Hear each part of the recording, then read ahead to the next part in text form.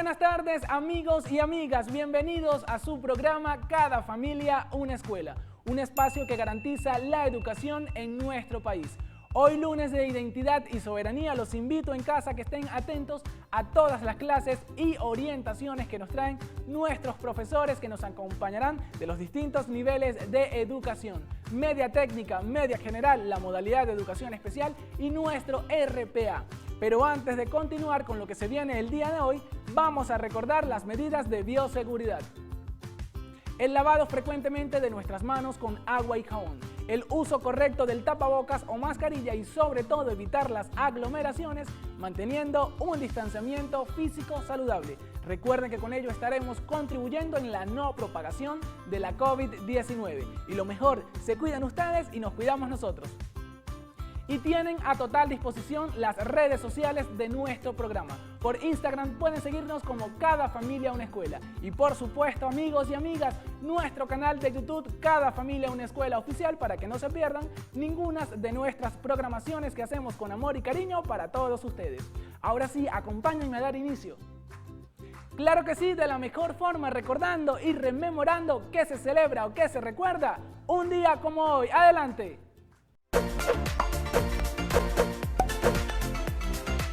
...31 de enero... muere José Félix Rivas. El 31 de enero, pero en 1815... tras haber sido capturado y sometido a numerosas vejaciones por parte de sus captores, fue asesinado el prócer independentista y general en jefe del Ejército Libertador, José Félix Rivas, en la Plaza Mayor de Tucupido, estado Guárico.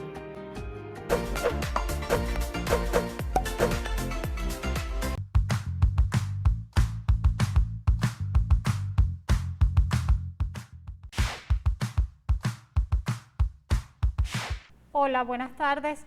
Un placer estar nuevamente con ustedes en este hermoso programa Cada Familia Una Escuela. El día de hoy estaremos trabajando con Arte y Patrimonio y GHC primero, segundo y tercer año.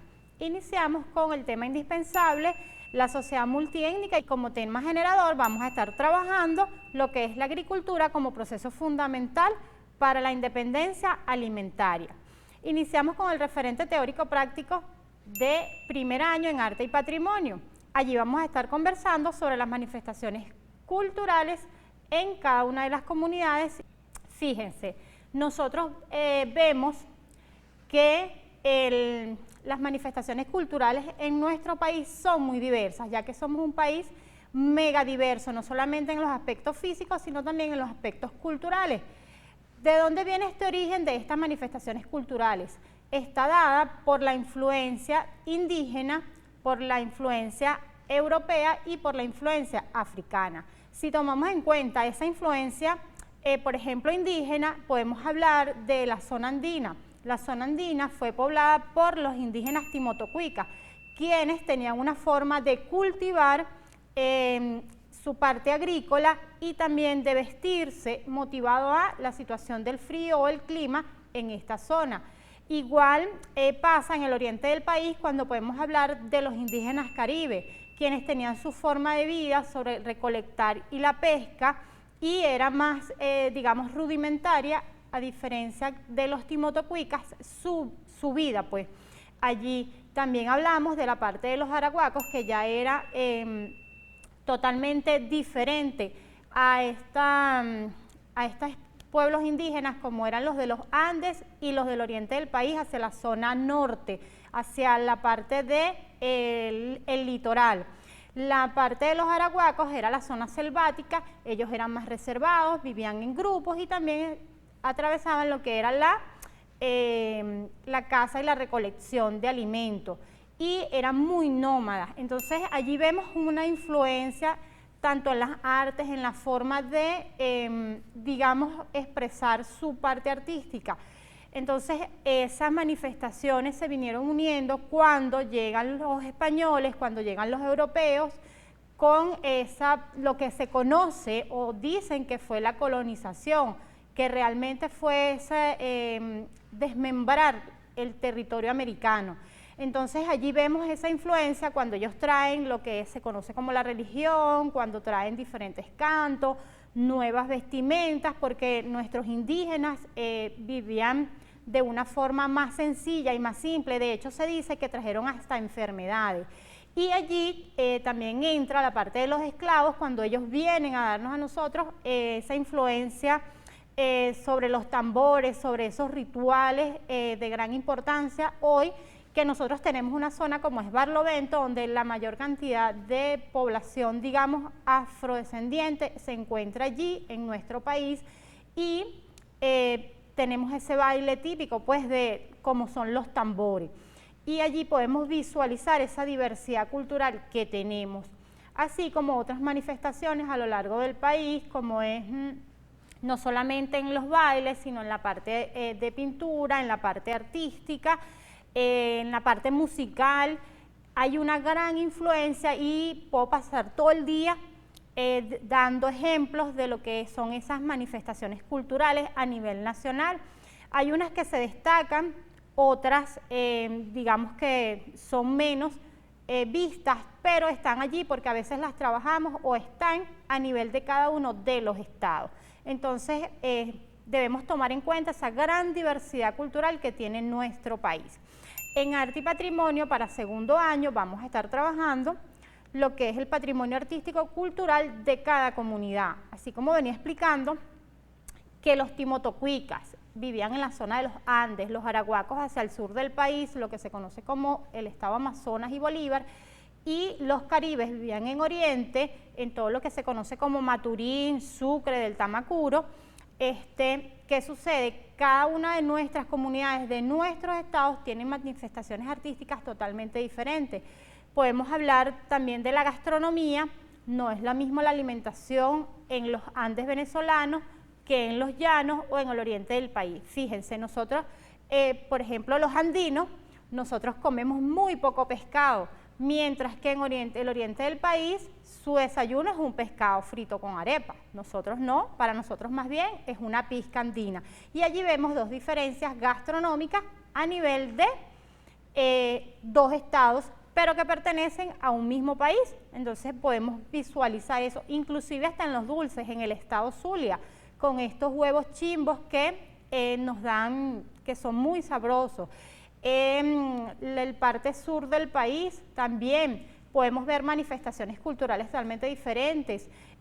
Por ejemplo, ahorita que viene la temporada de carnaval, bueno, el carnaval del Callao, muy famosa es el carnaval del Callao, que es patrimonio cultural de nuestro país. Entonces allí tenemos que ver en qué estado nos ubicamos, cuál es ese patrimonio, esa manifestación artística que tenemos, no solamente por los estados, sino también en los diferentes pueblos.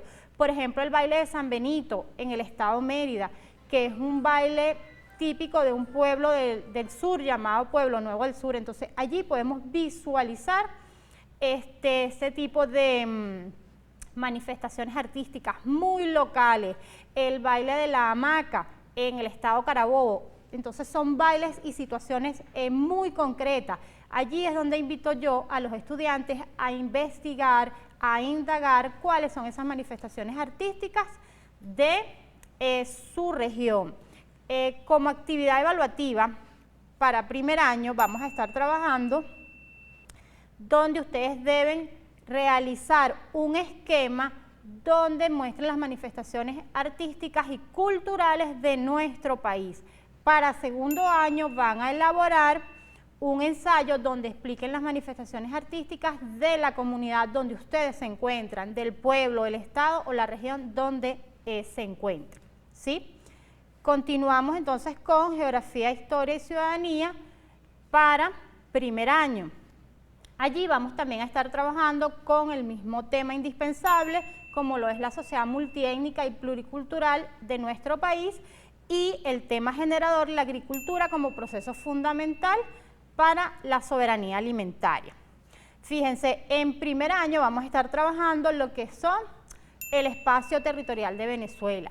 Nosotros tenemos un espacio territorial dado por 23 estados y un distrito capital, ¿sí? Como ya lo dije en Arte y Patrimonio, todos tenemos hay una gran diversidad, así como hay una gran diversidad artística y cultural también hay una gran diversidad en nuestro espacio geográfico. Cuando hablamos de los Andes venezolanos es porque hablamos de montañas, allí hablamos de climas diferentes, clima frío.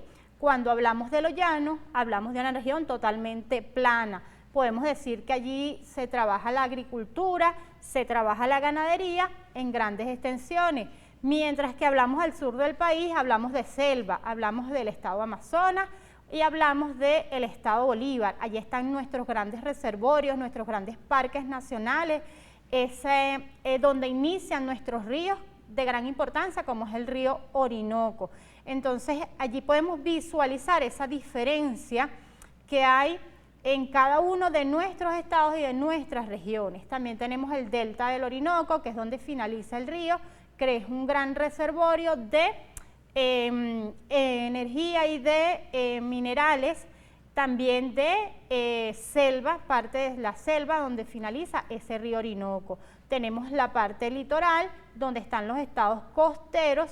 Allí tenemos también una diversidad de clima totalmente diferente. Podemos hablar de en el estado Falcón, donde están los médanos de Coro. También continuamos con nuestras hermosas playas del estado Nueva Esparta. Para segundo año vamos a estar trabajando lo que son las zonas limítrofes de nuestro país. Así como dijimos que Venezuela es un país mega diverso, no solamente en lo cultural, sino también en la parte física, podemos hablar de que nuestras fronteras también son diversas. Hablamos de las fronteras que están hacia el oeste del país, como es Colombia, nuestra frontera más activa. Podemos hablar de la frontera de Brasil, que solamente tiene vía de comunicación a través del pueblo de Santa Elena de Guairén. Es la zona más activa que se tiene en el estado Bolívar hacia la zona de Brasil. Hablamos hacia el este con la limitación con la región de Guayana, donde allí tenemos lo que es la zona en reclamación para nosotros a través del río Esequibo. Y la zona marítima al norte, que podemos hablar que delimitamos con las Antillas Menores, con Francia, con Estados Unidos, donde está Isla de Aves, y con los Países Bajos, con lo que es Aruba, Curazao y Bonaire, y con la parte fronteriza de Colombia a través del Golfo de Venezuela. Entonces, allí tenemos una gran diversidad de fronteras, tanto terrestres como marítimas. Entonces, como actividades evaluativas, para primer año en Geografía, Historia y Ciudadanía, van a elaborar un mapa de Venezuela en hojas recicladas y allí van a colocar los estados y sus capitales. Para segundo año van a realizar otro mapa de Venezuela, pero van a colocar lo que son las zonas fronterizas de nuestro país, y para tercer año van a realizar un cronograma donde coloquen los pueblos más, digamos, representativos de lo que es entre el estado Bolívar del territorio venezolano y la frontera que tienen con Brasil. Sí, les invito a revisar la página web del programa Cada Familia Una Escuela. Allí podrán encontrar más información acerca de todos y cada uno de nuestros temas. Nos vemos en una nueva oportunidad.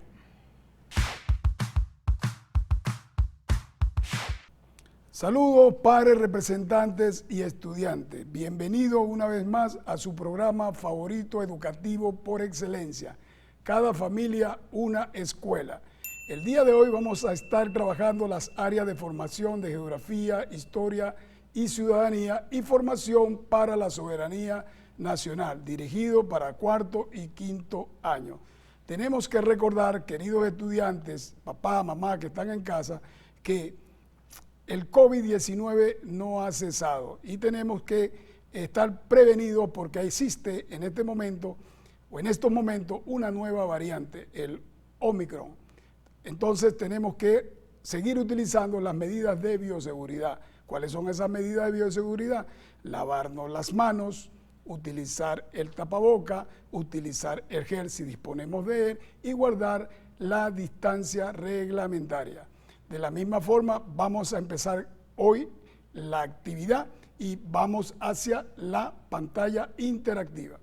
En la actividad del día de hoy, queridos estudiantes, vamos a trabajar como tema indispensable la sociedad multiétnica y pluricultural.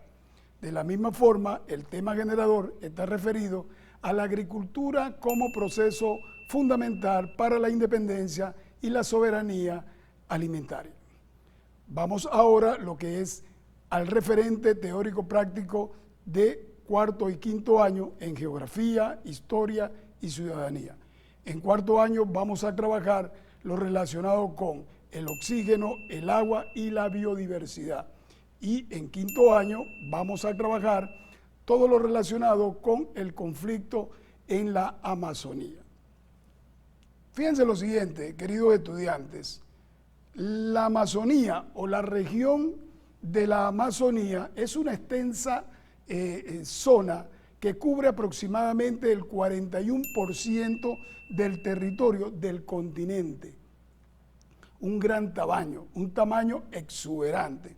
De la misma forma, el nombre de la Amazonía, dice la historiografía mundial, que corresponde a Francisco Orellana. ¿Y quién era Francisco Orellana? Queridos estudiantes, papel y lápiz, atento, papá y mamá que están en casa.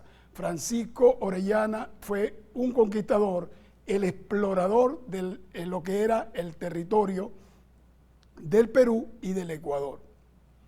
Asimismo, cuenta la historiografía que Orellana realizó un viaje por toda la longitud del río de esta majestuosa cuenca y se encontró con unas amerindias o aborígenes que le hicieron un enfrentamiento de tipo bélico, y en este enfrentamiento Orellana logró escapar, y al escapar pudo hacer una analogía con las Amazonas de la mitología griega. Por eso es que el río se llama Amazonas, y por eso es que esta vasta región se llama la Amazonía.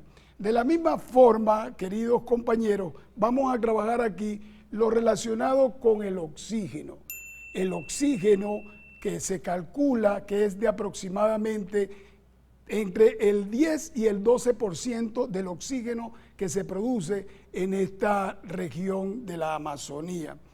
Se van a llevar como actividad para que investiguen, estudiantes que están en casa, por qué algunos científicos consideran a la Amazonía como el pulmón vegetal paradójicamente. Déjenme decirle que ese oxígeno que se produce en esta zona corresponde a un proceso llamado la fotosíntesis, que es cuando las plantas expulsan el oxígeno. Pero la otra parte restante, obviamente, para la respiración o el proceso de respiración de los seres humanos, corresponde a los océanos. De la misma manera, atentos compañeros y estudiantes que están en casa, lo que está relacionado con el agua. La región de la Amazonía tiene la cuenca hidrográfica o la red hidrográfica más grande del mundo. Aquí convergen una gran cantidad de ríos, específicamente, como lo dijimos en la historiografía comenzando la actividad, el río Amazonas, que tiene una longitud aproximada de 6.800 kilómetros, es decir, una distancia bastante amplia, un gran recorrido.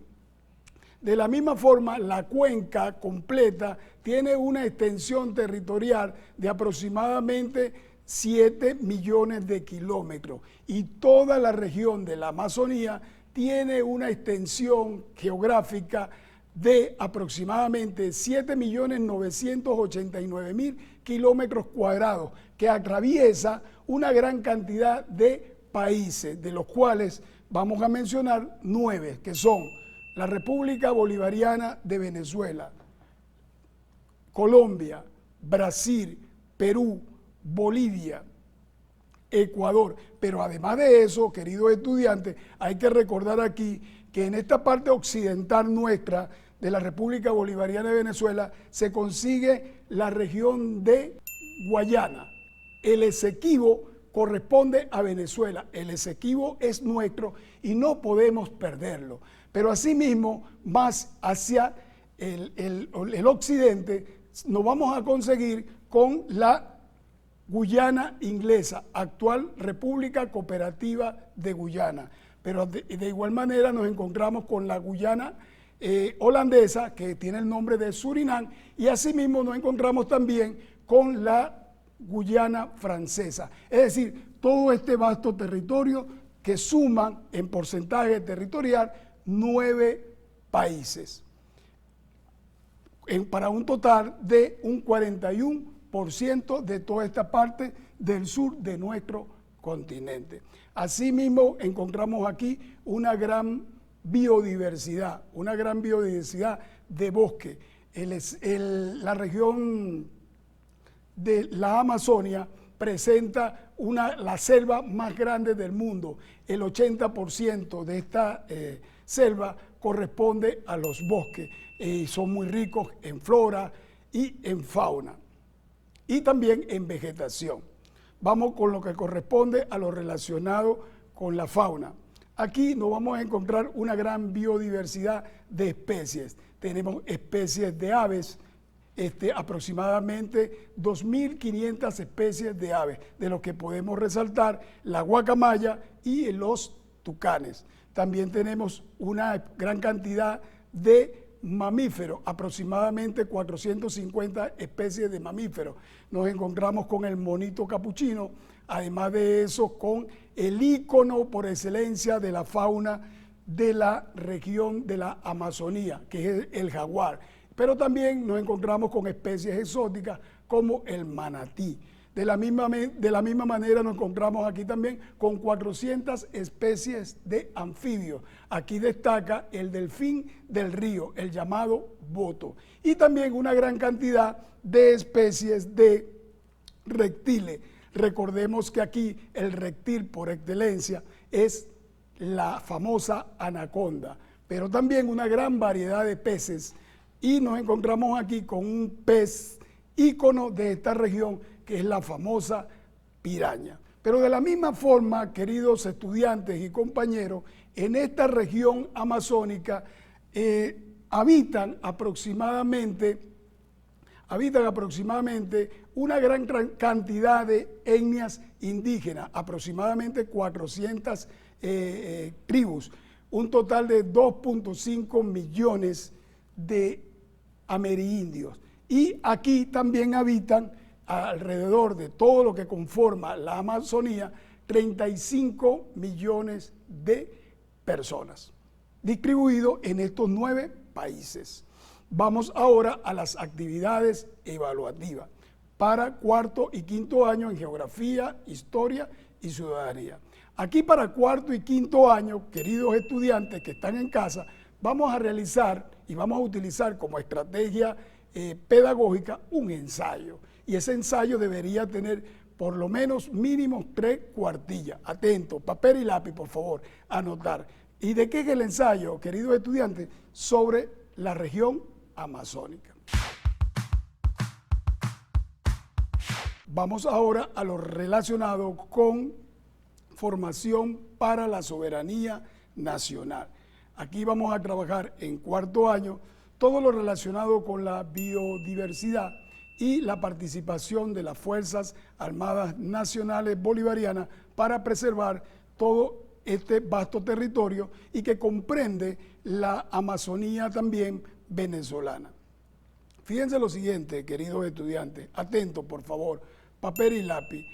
La Amazonía venezolana está subordinada principalmente a 3 estados: el estado Amazonas, parte del estado del Delta Macuro y una breve parte del estado Apure. En este sentido, aquí el gobierno nacional viene desarrollando un esfuerzo titánico por preservar todo este territorio que es muy rico en recursos minerales. Pero además de eso, este territorio fue decretado Patrimonio Cultural de la Humanidad por parte de la UNESCO. Entonces, la Guardia Nacional, las Fuerzas Armadas Nacionales Bolivarianas tienen un trabajo aquí titánico de proteger y preservar todo este vasto territorio que limita y que pertenece a la región de la Amazonía.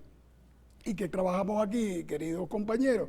Número 1, evitar la contaminación. la contaminación de los ríos, la contaminación de la flora y de la vegetación. Número 2, disminuir o erradicar la minería ilegal. Eso es un trabajo que viene desarrollando las Fuerzas Armadas Nacionales Bolivarianas. Asimismo, tratar de erradicar todas esas enfermedades y epidemias, enfermedades endémicas. ¿Por qué? Porque cuando se desequilibra el ecosistema, esto es lo que puede producir o lo que puede ocasionar enfermedades infectocontagiosas, porque dañan todo lo que está relacionado con la capa de ozono, con el efecto invernadero y todos estos problemas de tipo ambientales. Es lo que ocasiona algún tipo de enfermedad.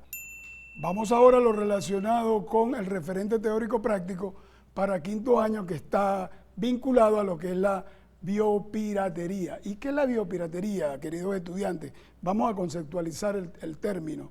La biopiratería es toda la injerencia que tienen gentes extrañas a este territorio para de alguna manera afectar los recursos biológicos y genéticos de toda esta gran cantidad de especies que habitan en este territorio, en este vasto territorio. Aquí empresas transnacionales y algunas ONGs han venido y han desarrollado un gran negocio perjudicando todo lo que es el ecosistema. Vamos ahora a las actividades evaluativas. En cuarto año van a realizar una entrevista a algún integrante de las Fuerzas Armadas Nacionales Bolivarianas en relación a lo que es el tráfico ilegal de alguna especie. Y para quinto año van a realizar un cuadro comparativo sobre lo que es la biodiversidad y las ABRAE.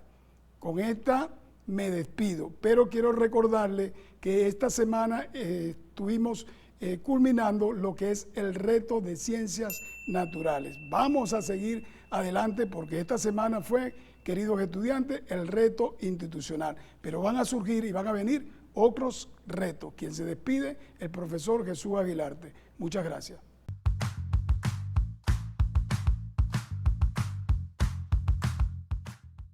Feliz tarde, familia venezolana. Bienvenidos al segmento de educación especial de su programa Cada Familia Una Escuela. Mi nombre es Eliseti de Gouveia y hoy estoy acompañada de mi colega y amiga, la profesora Evenín Álvarez. Bienvenida, profe. Muchísimas gracias, mi profe Eliseti. Un placer para mí, un placer para nosotros llegar a ustedes a través de la señal de IBTV. El día de hoy estaremos abordando algunas orientaciones y recomendaciones para los estudiantes con necesidades educativas especiales y o con discapacidad que se encuentran integrados en el nivel de educación media y para los que se asisten a los talleres de educación laboral.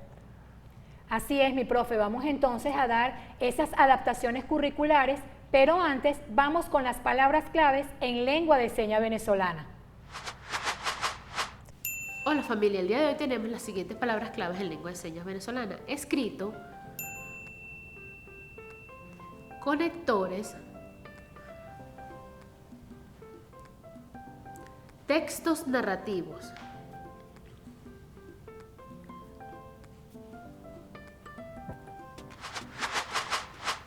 Muchísimas gracias, profesora Yolibela Ponte, siempre tan precisa con esas palabras claves en lengua de señas venezolana.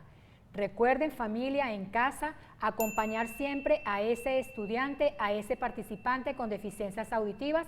Es la manera en la que podemos garantizar esa atención educativa especial a esta población. Mi profe, el día de hoy, los profesores de la área de formación, arte y patrimonio enviaron dentro de las actividades pedagógicas a los estudiantes de primer año trabajar con el texto narrativo. Vamos entonces a iniciar explicando el concepto y cuál es el paso a paso para realizar un texto narrativo. Así es, mi profe, vamos a ver nuestra primera lámina. ¿Qué es un texto narrativo? El texto narrativo es aquel que relata de forma ordenada y cronológica hechos reales o ficticios. Se trata de narrar o contar lo que nos ha ocurrido en un determinado momento de manera ordenada y secuencial. Y entonces se preguntarán cuál es ese paso a paso para poder realizar ese texto narrativo. En primer lugar, siempre debes apoyarte de todos los libros de texto, la colección Bicentenario, revisar la página web para que puedas sacar toda la información necesaria para realizar ese texto narrativo relacionado al referente teórico práctico del cual tienes que realizar esa actividad. Seguidamente debes entonces pensar en que eso debe tener una introducción, un desarrollo y unas conclusiones. En las conclusiones es donde tú vas a dar esa opinión personal sobre ese texto narrativo que estás realizando. Muy importante, toma en cuenta siempre los aspectos formales de la escritura y sobre todo la ortografía y la redacción. Bueno, mi profe, vamos a ver entonces nuestra próxima lámina. En esta lámina vamos a aprender que además de conocer los pasos a seguir y de tener muy en cuenta que debe ser una historia o un cuento secuencial y en orden cronológico de lo que sucedieron y de los hechos que sucedieron, tenemos que tener en cuenta que tiene un inicio, un desarrollo y un cierre. Es importante entonces para apoyar a los estudiantes a realizar esos ensayos o esos textos narrativos, que ellos aprendan cuáles son esos conectores que les permiten iniciar y cerrar estos textos, estas narraciones. Por ejemplo, entonces, para iniciar podemos decir, en principio, comenzamos, y para cerrar podríamos decir, en conclusión, o tomando en cuenta lo que hemos hablado, son conectores que les facilitan la redacción de estos textos. Es muy importante o podría ser muy beneficioso que pudiéramos tener estos conectores en pequeñas fichas de las cuales ellos puedan hacer uso durante la elaboración de este tipo de textos. Importante eso que estás mencionando, mi profe, el uso de fichas, porque nos va a permitir que en un momento determinado el estudiante, el joven que realiza ese texto narrativo, pueda utilizarlas para poder realizar su actividad pedagógica. Y otro de los aspectos bien importantes, por lo general, los jóvenes, los estudiantes con necesidades educativas especiales y o con discapacidad, no todos tienen esa habilidad para escribir. Vamos entonces a utilizar una actividad pedagógica que es muy motivante, explicándoles a ellos que van a hacer rol de periodistas y de esa manera entonces van a realizar su texto narrativo, siempre tomando en cuenta estas orientaciones que le estamos dando a través de este segmento. Sí, mi profe, muy importante también motivarlos, tomar de manera muy positiva cada uno de sus intentos y cada uno de sus esfuerzos por realizar la actividad propuesta, en lugar de decirles que esto no quedó bien o que esto no que esto no es lo que estábamos buscando, le decimos vamos muy bien, pero podemos mejorarlo, podemos continuar, podemos hacer que se vea mejor, podemos redactarlo agregando tal o cual parte. Eso es muy importante porque los hace sentirse motivados en lugar de hacerlos sentirse frustrados. Estoy totalmente de acuerdo contigo, mi profe. Es bien importante esos elogios, esas palabras afectuosas, ese incentivo para que ellos puedan seguir trabajando en cada una de esas actividades que están realizando. Sí, mi profe, y para la población con deficiencias auditivas es muy importante tomar en cuenta la lengua de señas venezolana. Importante hacer uso de imágenes, de fichas, de videos que estén acompañados de texto, pero que además podamos brindarles esa seña que acompaña el contenido que están viendo. Para la población con deficiencias visuales es muy importante el uso del código braille a través de la regleta y el punzón. Importante entonces que ellos se vean motivados también a realizar los textos, por supuesto respetando el ritmo de cada uno de ellos. Ciertamente, de igual manera, todo lo que tiene que ver con ese uso de los aspectos formales de la lengua escrita también debemos tomarlo en cuenta. Uso de mayúsculas, márgenes, qué es lo que sigue después de un punto y aparte. Todo eso tenemos que tomarlo en cuenta al momento de realizar ese texto narrativo. Fíjate, mi profe, bien importante cada una de estas orientaciones que estamos llevando a cabo a través de nuestro segmento de educación especial para que toda la familia en conjunto acompañe este proceso educativo. Recordemos que no es realizar las actividades por nuestros jóvenes, por nuestros estudiantes, es acompañarles y hacerles ese seguimiento dando esas orientaciones necesarias para que ellos puedan realizar, en el caso de la actividad que estamos conversando el día de hoy, el texto narrativo. De verdad, mi profe, que fue un placer compartir contigo el día de hoy, poder llevar a cabo cada una de estas orientaciones, cada una de estas recomendaciones y adaptaciones curriculares que esperamos que sean de utilidad para todos ustedes. Recordemos también que debemos cuidarnos, si nos cuidamos entre todos, tendremos una mejor salud y estaremos apostando por un mejor país. Nos vemos entonces en una próxima oportunidad y recuerden también que ser diferente es algo común.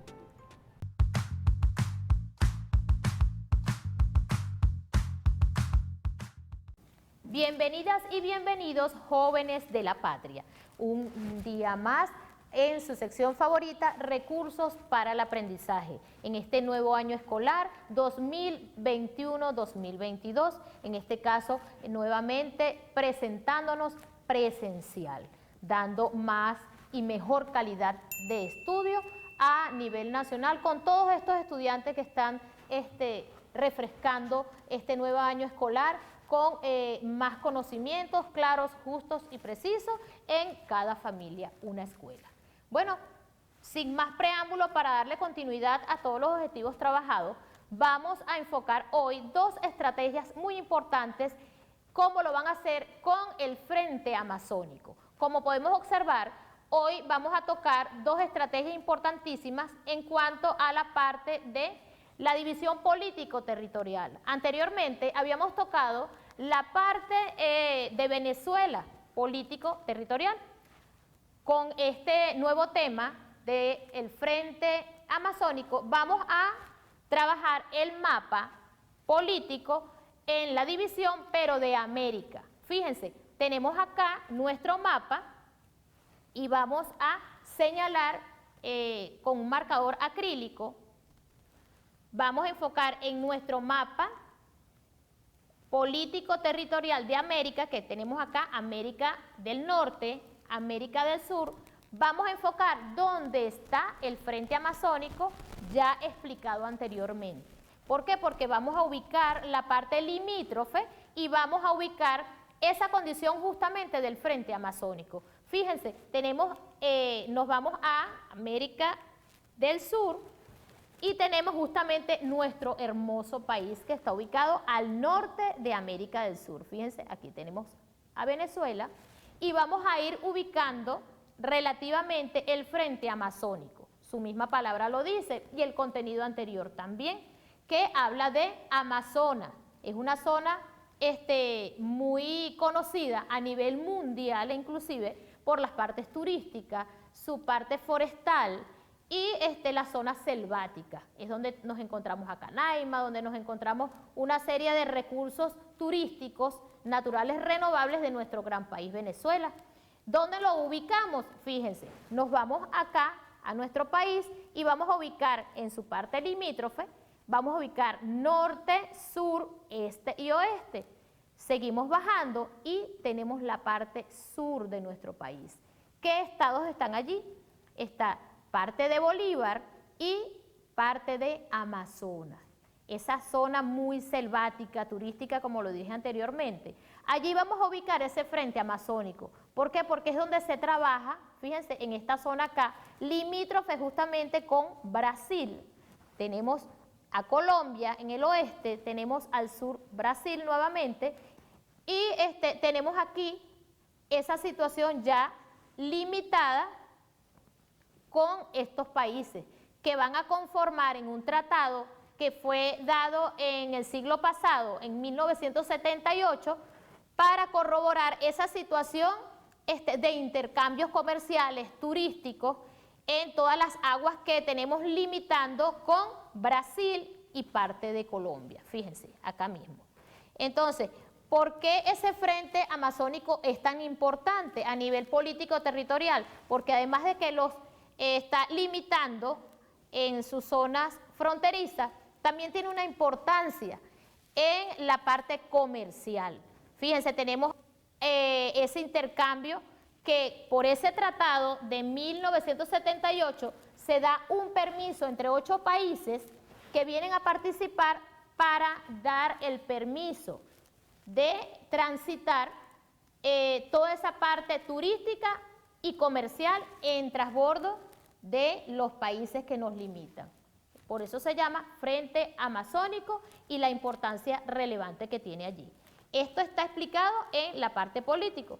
Ahora cuando nos vamos en la parte físico, que tenemos en este otro mapa, que es totalmente distinto, nos vamos a encontrar que poseemos una cuenca amazónica. Fíjense acá, totalmente distinto porque ya no estamos con la parte limítrofe que teníamos acá, sino que vamos a enfocar la cuenca amazónica, que es un recurso muy importante en nuestro país, que conjuntamente va trabajando con los países que ya nombré, que sería Brasil y Colombia, que tenemos acá, y va a tener una importancia relevante a nivel físico.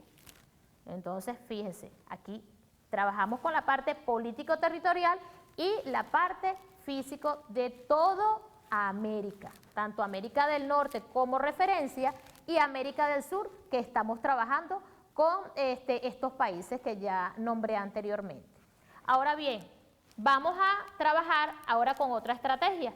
¿Qué es el tratado? El tratado de 1978 en cuanto al Frente Amazónico, que dio el paso legal, porque cuando hablamos de tratado nos referimos a ese convenio jurídico que sostiene una legalidad, pero a nivel natural.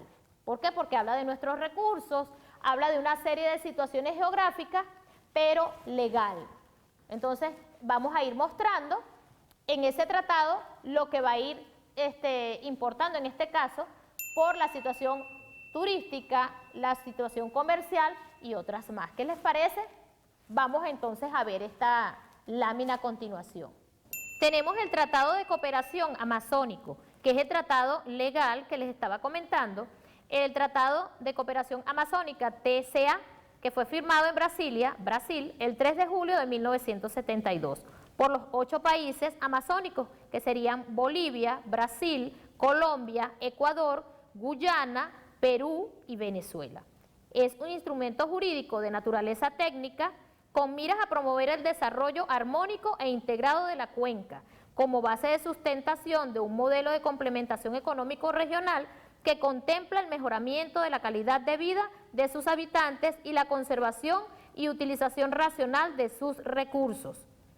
Entonces, fíjense allí, tenemos ese tratado porque es la colaboración entre países miembros para mover y promover la investigación científica y tecnológica y el intercambio de información, que es la utilización racional de los recursos naturales, donde se va a dar con este tratado, fíjense bien, la libertad de navegación de los ríos amazónicos, la protección de la navegación y del comercio y la preservación del patrimonio cultural, los cuales tienen los cuidados con la salud y la creación y operación de centros de investigación. ¿Qué les parece? Excelente esta tarde de lunes de identidad y soberanía. Espero que hayan hecho todas sus anotaciones en sus cuadernos. Encantado con nuestros docentes y profesores que nos acompañaron acá en tu espacio pedagógico y educativo, Cada Familia una Escuela. Familia venezolana, muchísimas gracias por seguir apoyando la educación en estos tiempos de pandemia. Y ya casi nos acercamos al final de nuestra programación, pero por el día de hoy. Antes, los invito a que me ayuden a recordar las medidas de bioseguridad. Juntos apliquémoslas, señores, amigos y amigas, y así estaremos contribuyendo en la no propagación de la COVID-19. ¿Cómo? Con el lavado frecuentemente de nuestras manos con agua y jabón, del uso correcto del tapabocas o mascarilla y de evitando las aglomeraciones, manteniendo un distanciamiento físico saludable. Y lo mejor, se cuidan ustedes y nos cuidamos nosotros. Seamos multiplicadores de lo positivo. Y nuestra plataforma 2.0 está totalmente activa con tan solo un clic. Pueden seguirnos por Twitter como Vive TV Oficial 1, por Instagram como Vive TV Oficial, por Facebook Vive Televisión y nuestro canal de YouTube Vive TV Oficial. Y de esta manera llegamos al final de nuestra programación de Cada Familia una Escuela, pero por el día de hoy. La cita es de lunes a viernes en el mejor horario, de 8 a 9 de la mañana y de 2 a 3 de la tarde. ¿Por dónde? Por la pantalla de Vive TV en tu espacio favorito. Cada Familia una Escuela. Se les quiere, Venezuela.